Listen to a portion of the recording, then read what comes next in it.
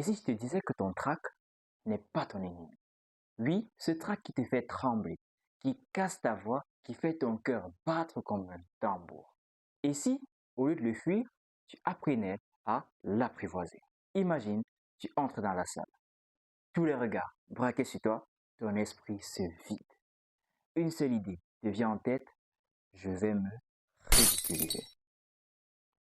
Et c'est ça le problème, car ton stress prend le contrôle. Mais si je te disais qu'avec 3 ajustements, tu peux reprendre la main et transformer ce stress en énergie. Alors, on y va. Première technique, reprogramme ton cerveau. Ton corps accélère parce qu'il sent l'importance du moment. Mais toi, tu peux changer l'étiquette. Que de dire peur dit excitation.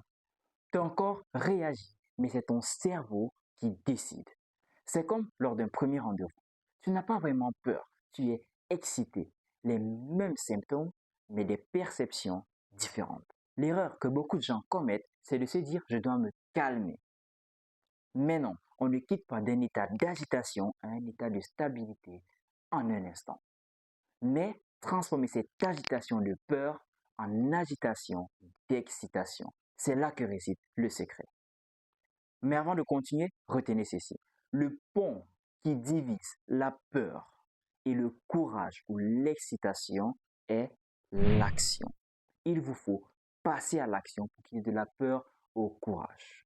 Car la plupart des grands orateurs ne cherchent pas à éliminer le stress ou le trac, mais ils l'apprivoisent.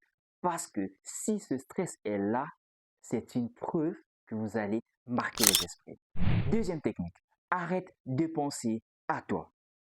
Plus tu te dis, je tremble, je vais rater, je vais bafouer, etc., tu amplifies le stress sur toi-même. Ce qu'il faut faire, c'est quoi? Place ton énergie et ton attention sur ton public. Qui sont-ils et que veulent-ils comprendre? Souviens-toi de la dernière fois où tu es allé à une conférence ou à une soutenance. Tu étais parti pour écouter la personne qui parle ou pour juger cette personne. Parce que si tu étais parti pour écouter, alors il faudrait retenir que la majorité, voire toutes les personnes présentes dans cette salle sont venues juste pour t'écouter. Alors, focalise-toi sur qui est ton audience, qui sont les membres de ton jury et que veulent-ils comprendre, ton audience et ton message. Troisième technique pour conclure. Avant de monter sur scène, j'aimerais que tu pratiques cette méthode que j'appelle le box breathing. Voici comment ça fonctionne.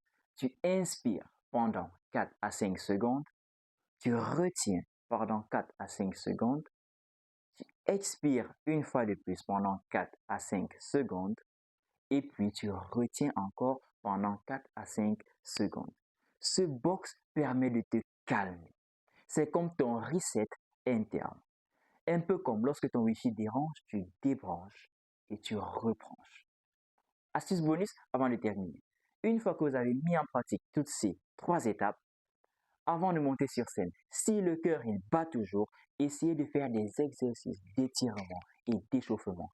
Car ce cœur qui bat, c'est aussi l'excès d'adrénaline sécrétée dans votre corps. Alors, en vous étirant, en vous agitant, faites des jumping jacks, faites même quelques pompes, faites des marches, vous allez remarquer que vous êtes en train de libérer ce stress et là vous serez beaucoup plus calme et beaucoup plus sous contrôle.